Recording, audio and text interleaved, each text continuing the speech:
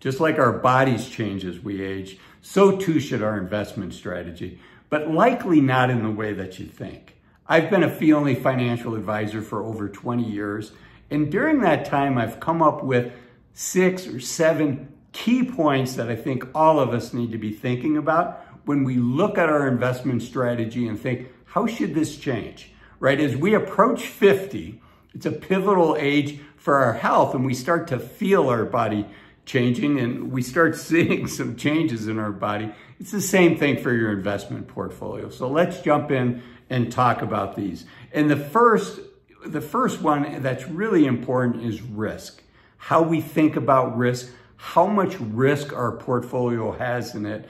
You know, when you're 20, 30, even in your early 40s, the way risk feels is different than as we approach our 50s and we start feeling our mortality. So either before 50 or certainly by the time you reach 50, I want you to think very critically about how much risk your portfolio has in it. Because boy, for many people, it tends to keep them up at night more as they get older. You might have been able to weather the financial crisis of 2008, 2009. You might have been able to weather the first couple months of COVID when the US stock market had its most rapid decline in the shortest period of time ever in history. And if you were able to make it through both of those, great. But it doesn't necessarily mean that you're going to be able to make it through going forward, right? As we start thinking we have fewer and fewer years of our salary to make up losses, risk feels differently. So Warren Buffett has a rule. His rule number 1 of money management is don't lose money. And rule number 2 that Warren Buffett has is never forget rule number 1. And, you know, I think that's overly conservative. If you're not putting yourself in a place where your portfolio is going to occasionally lose money, that's the price that you pay in order to have long-term success. So the way that you make sure that you never lose money is you put your money in the bank in a CD that's guaranteed by the government, but that's likely not going to beat inflation over time. So we need to have some risk, but I encourage you to think about how much risk is in your portfolio. And if you're doing better than what you thought, than what you think you need in order to retire, maybe you de-risk your portfolio. Why take more risk than you need to achieve your goal? It's one of the benefits of being ahead of plan. Now, if you're behind plan, I urge you to fight the urge to try to make up for lost time by taking a lot of risk in your portfolio. What I've seen in my experience is more often than not, that ends up hurting you, because if the market does do a 20, a 30, a 40% correction, you're much more likely to blow out of that allocation, to change allocation, to decrease your equity allocation when prices are low. You're gonna, because of the mental stress that the volatility is gonna cause you, you're mentally going to become a forced seller. You're gonna be very nervous. You're gonna become a forced seller into a down market, which is how people get hurt. So better to think about your asset allocation and make sure that that's right when the market's doing well. Okay, so how much money do you need to save for retirement, and how does that impact how your portfolio should change as you approach 50? Just very quickly, I think Fidelity has done some good work on this, and their rule of thumb is when you're 50, you should have 6 times your salary saved for retirement. So let's say you're making $75,000 a year.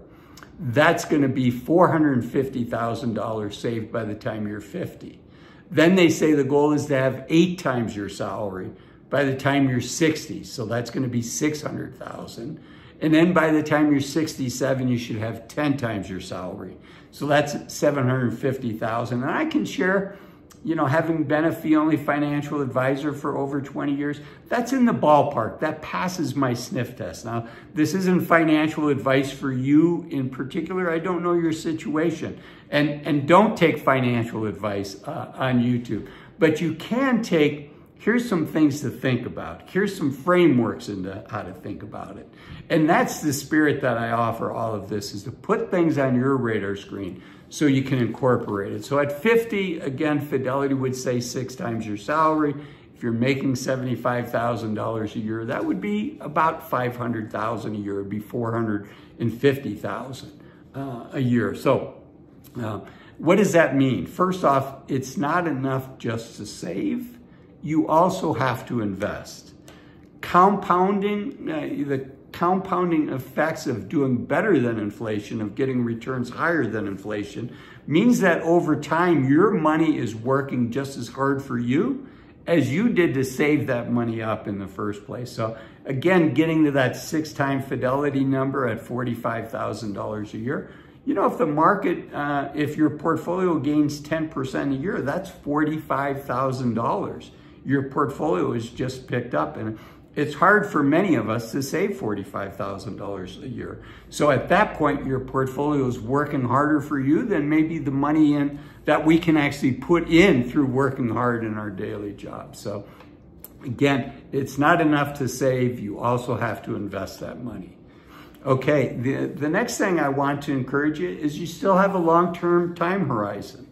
Yes, I want you to be very thoughtful about how much risk that you take, but I do not think you should be, I don't know your situation, but it would be a rare situation where you should be 100% out of the stock market.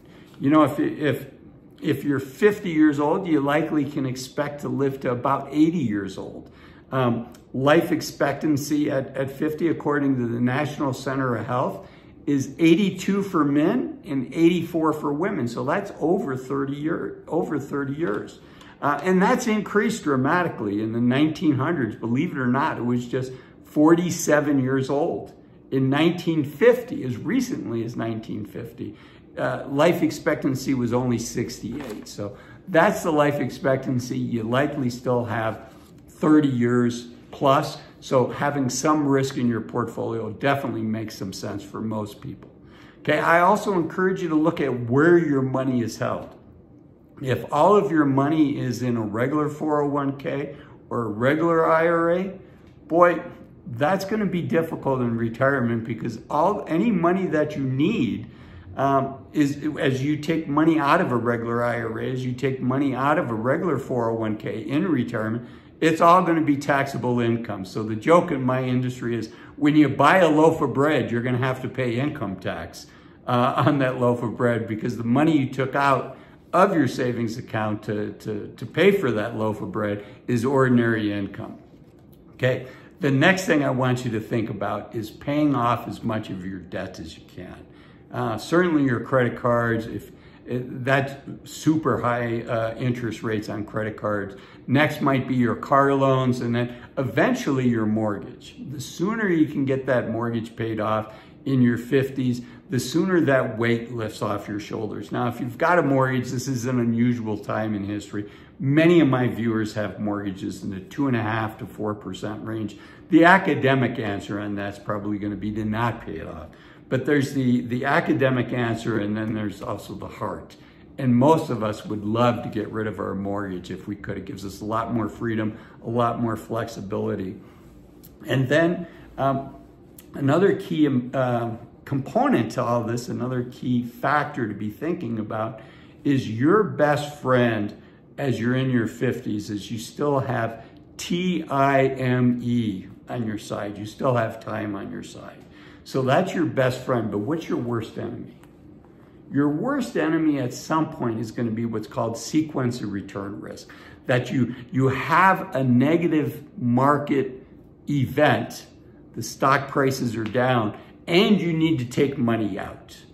And again, in that case, you're a forced seller in a down market. But because time is still on your side, instead of fearing sequence of return risk, if you don't need to take money out, what's the opposite of sequence of return risk? It's called dollar cost averaging. And while you're putting money in, theoretically, the market going down is a good thing for you, because you can invest, you can put some of that money to work at lower prices. Another good thing for you is to watch this video up here, which talks about why it's important to look poor in order to become a millionaire. Thanks for watching this one. I'll see you in the next video. Bye-bye.